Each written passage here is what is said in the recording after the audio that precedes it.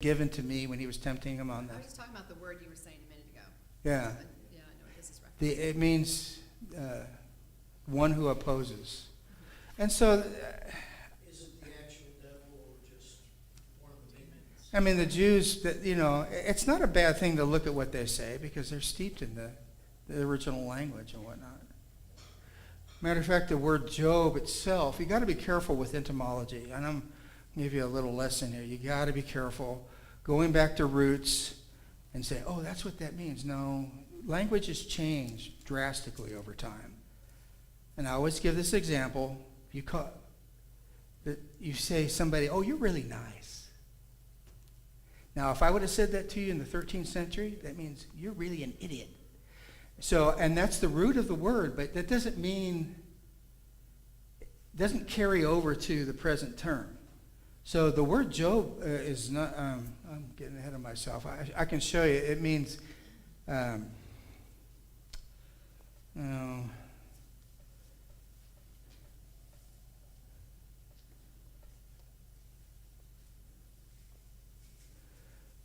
it's of uncertain etymology, but it means to hate. But they don't know. There are two possibilities, first relating to the passive nominal form. Hence the hated one, the persecuted one. The second related to active nominal means the enemy, the hater.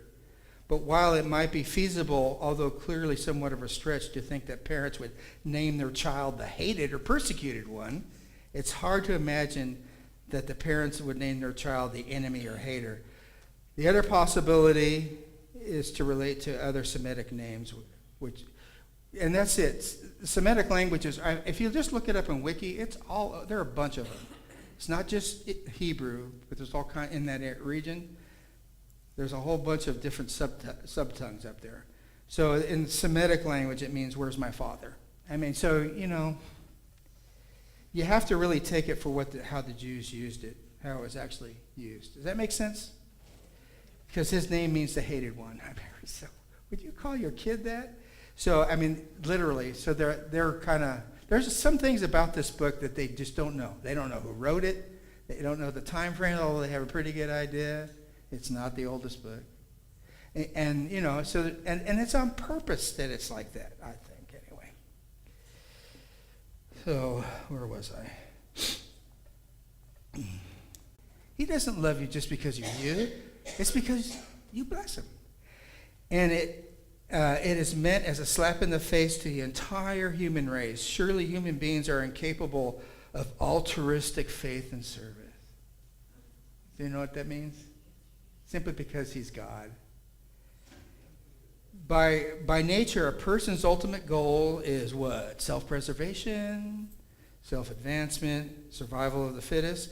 And Yahweh is simply Job's means of attaining these goals. Take away the rewards, and the Lord will renounce him. Job will renounce the Lord to his face. But there was a greater purpose, one that involved the glory of God before the angelic world in verse 12. When he said, all right then, everything he has is in your power. There is a greater purpose, one that ultimately was in the best interest of Job, and as hard as it might be to fathom this at this point in the book, one would ultimately help countless millions of readers over the millennia. So not only did it process our brother Job, but for millions of us, it showed us God's grace and his dealings. Okay, does that make sense? Am I making sense?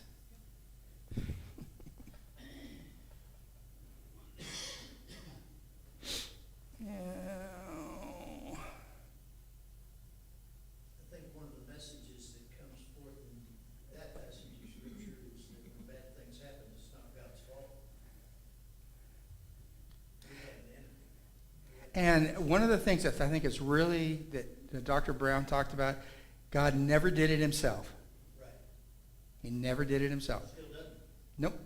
He used the enemy got involved. I remember one teacher saying, reading that verse in, is that Isaiah, about him making the coal that blows the fire, that God has responsibility, but he's not actually directing what Satan's doing. There's a difference that he's permitting it.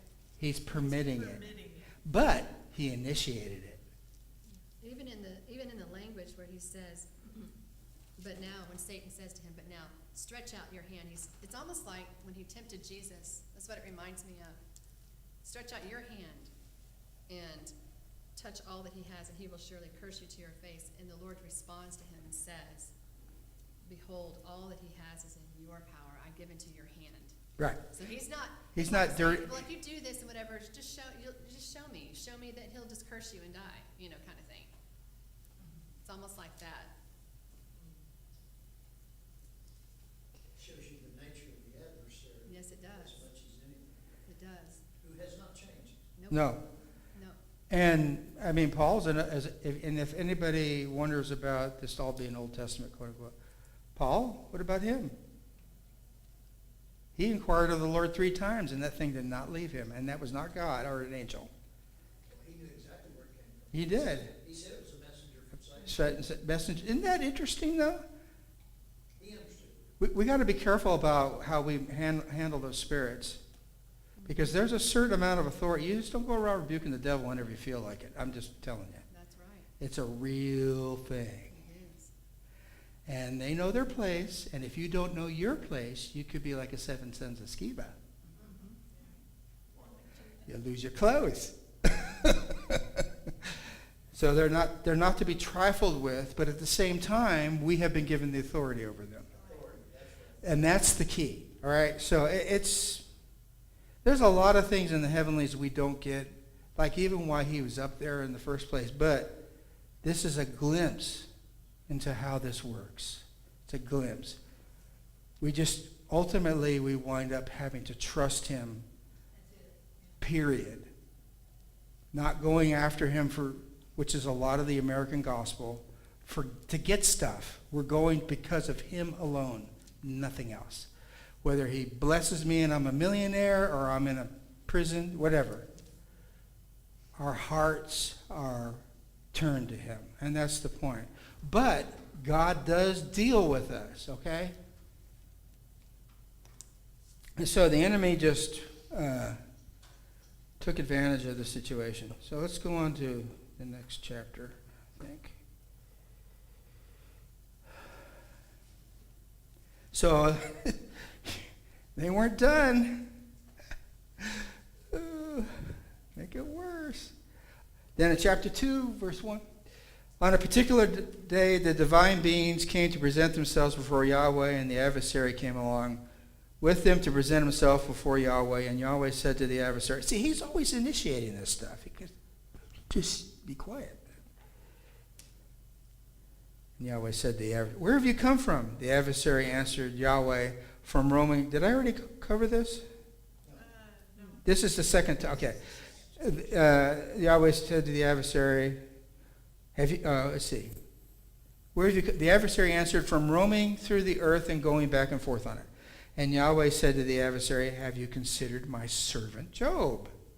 There is no one like him on the earth, a man full of integrity, one who fears God and turns away from evil, and who still holds fast his integrity, even though you incited me to destroy him without cause. So God's taking responsibility for the initiation.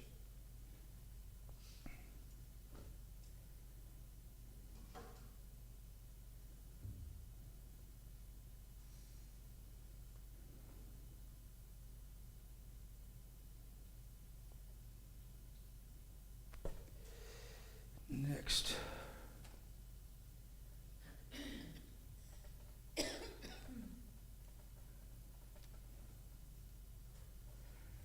The adversary answered Yahweh, skin in exchange for skin, a man will give everything in exchange for his life. But stretch out your hand and strike him, his very bones and flesh, and he will curse you to your face. And Yahweh answered the adversary, all right then, he is in your power, only you must spare his life.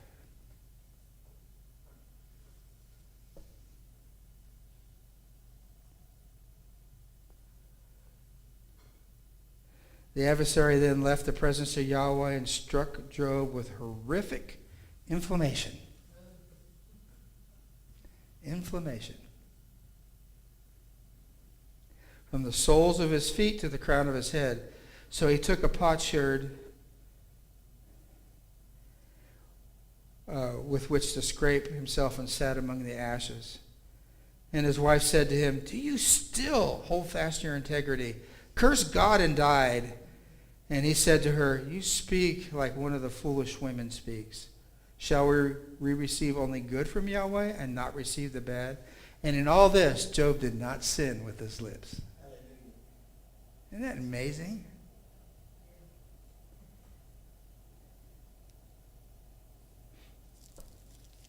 He was stubborn. I don't know. That's, Or tenacious. Yeah. no, I think he loved him.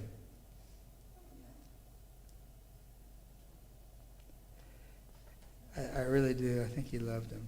And that's what the difference is right there. And of course, now at the end of this, see, we could spend a year going through all this stuff. And I just wanted to this is the front part of the book, and then after this is all poetry. And we'll just hit the highlights. When Job's 3 friends, I think that should be in quotes, but it's just me.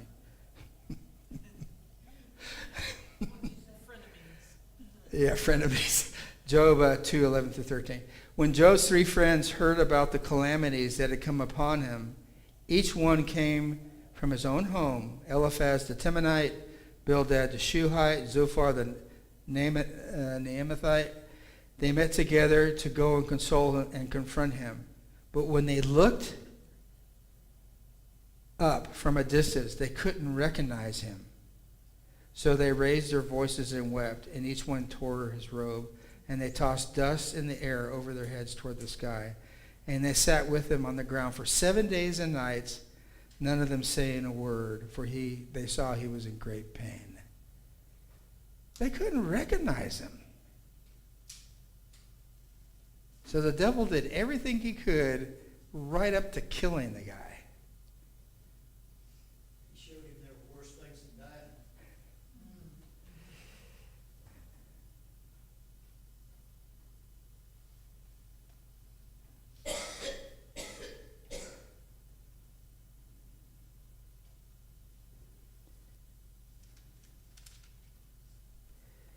So,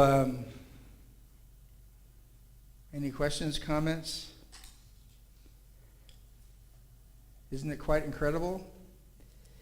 But there's a purpose to this. I mean, I could regurgitate some of his notes, but I think we have to understand that there is something God's doing that's way past our heads. Okay, there is.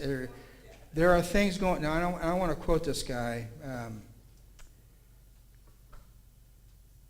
Anybody heard of him? J.C. Phillip?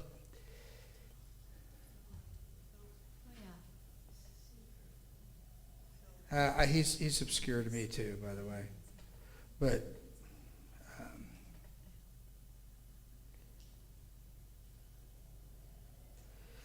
he was known as the seceder. He resigned from the Church of England in 1835, became a strict particular Baptist, which is interesting. And while with the Church of England, he was a fellow of the Worcester College of Oxford, so he was pretty well heeled. And after becoming a strict particular Baptist, he became the editor of the Gospel Standard magazine. So,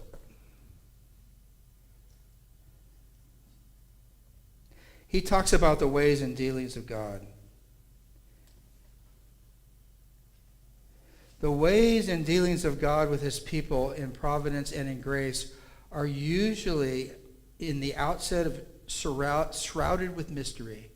Isn't that true? Usually they're shrouded, we don't know what's going on. And yet, in the end shine resplendently forth as stamped as the most perfect wisdom, mercy, and grace of God. For instance, Luther.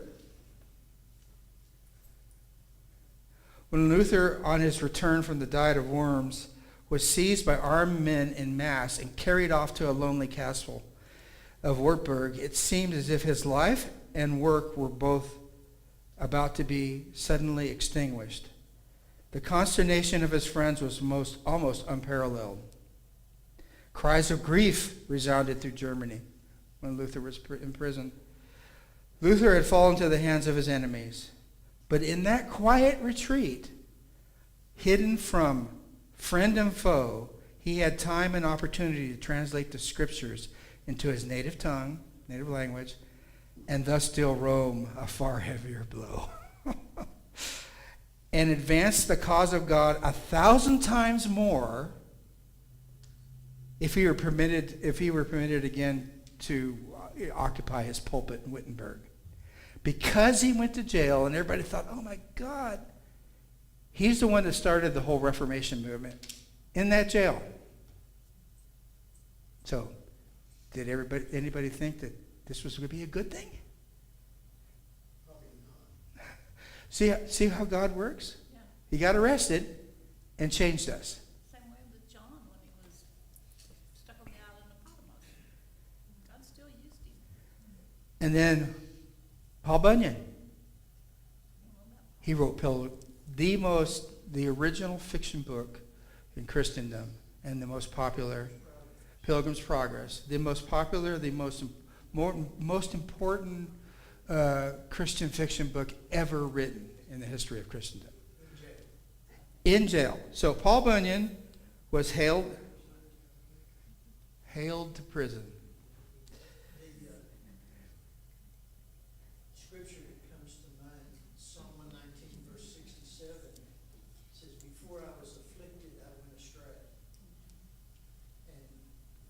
But once you are afflicted, God puts you in a place where he will get you back on track. When Paul Bunyan was hailed to prison and his labors in the gospel were thus suddenly and violently brought to a close, the heavy stroke would doubtless appear, but to him and his attached people, I'm quoting this guy, an utter extinguishment of his life and his usefulness. But should we have had his abounding grace or pilgrim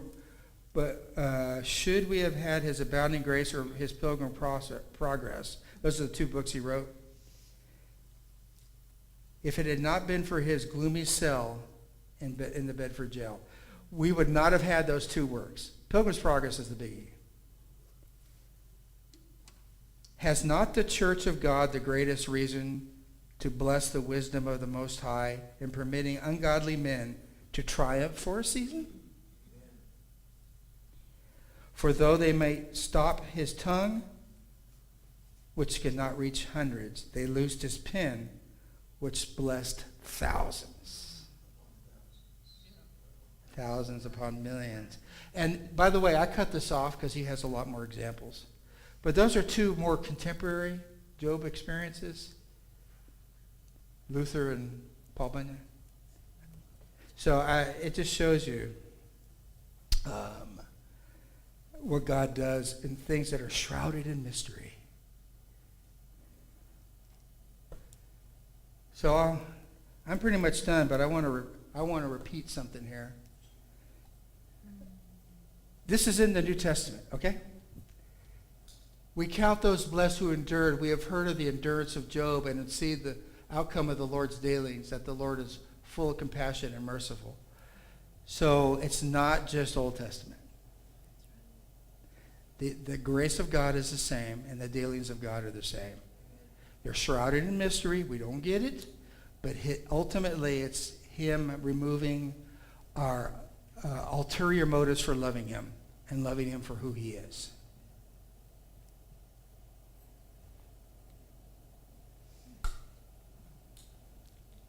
So everything happens for a reason. Now, the enemy sin does cause destruction. God doesn't, we're not God, I know some people hold on to the sovereignty of God concept. There are things that happen on earth that God does not want to happen. Otherwise, we would not be praying for your will be done. There are things that happen that he doesn't want to happen. Sin can be destructive. That's a different conversation. That's where forgiveness and redemption comes in. But this is separate. He was squared away. He was right. And he still got processed. God's given us free will. Exactly. That's the, He says he won't violate our free will. He won't violate our free will when we want to do what's right. He also won't violate our free will when we want to do what's wrong. That's yeah. the world we live in. You can get sick from sinning, and you can get sick by being Job. I mean, that's the point. And this is the whole point of why there's so many chapters of conversations with the friends. Because God is making it a point that you guys really don't understand what you're talking about. They're actually, if you look through it, Pat, technically they're right. Everything they quote is scriptural, and God rebuked them. It was their motivation. You did something. They completely missed what God was doing. Okay? And sometimes people like to justify out, since I have a minute. Yeah. I'm rabbit trailing. Testaments, by the way, are a matter of formatting. It's not, you don't have this and then this, and that's the old, and we're not doing any of that, and this is new, and we're doing, because a lot of people break it up like that. Now, the Mosaic covenant was phased out. But the Abrahamic covenant and some of those other are still running. So you can't say Job is in the Old Testament, doesn't apply. Not only is there a reference in James about it, okay, but you can't. It's not proper exegesis. Even the formatting of the Bible, even the chapters and verses, you realize they didn't exist till the Geneva Bible, 1560, and even the punctuation and spaces didn't exist. And I read up on why the spaces didn't exist, because they were saving space. So the Bible is a singular work. The covenants never stopped. They just get upgraded. The law was phased out. So this book is as relevant now as it was when the high priest read it. Amen.